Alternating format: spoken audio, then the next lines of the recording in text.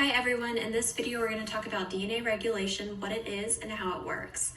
You may be asking yourself, what is DNA regulation? Well, DNA regulation is the process by which cells can turn on or off different genes to serve their specific needs. Take a look at these two cells in your body, for example.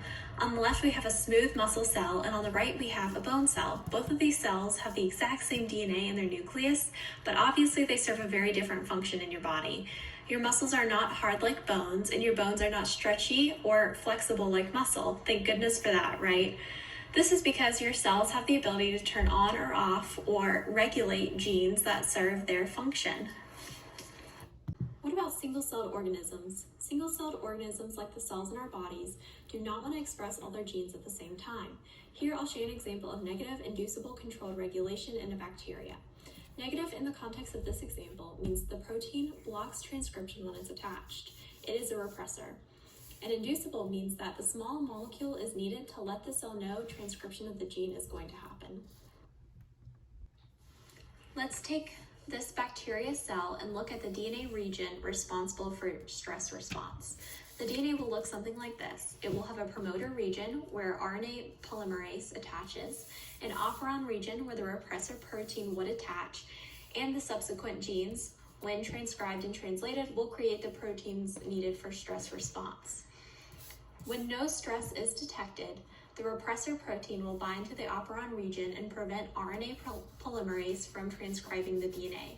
This is what we mean when we say negative. The repressor protein blocks transcription when it's attached. This would make sense as the cell is not under any stress and therefore would not need to express the stress response gene. Say the bacteria cell is now under some sort of stress and releases a stress-induced substrate. This substrate then binds to the repressor protein, causing a conformational change in the protein and preventing it from binding to the operon region of the DNA. Since the repressor can no longer block RNA polymerase, the polymerase enzyme can transcribe the DNA genes responsible for stress response. This is what we mean when we say inducible control. The small molecule is needed to let the cell know when to transcribe the genes. This may be confusing, so let's look at a real-world analogy. It's your classmate's birthday and they brought giant cupcakes. Disappointingly, your teacher cut each cupcake into eighths to be shared, but they're Oreo flavored, so you're ecstatic nonetheless. When the teacher gets to your desk, he gives you your piece of the cupcake. If we take a look back at our model here, eating a cupcake represents transcription. Your teacher represents the repressor, and your classmate's birthday represents the small molecule.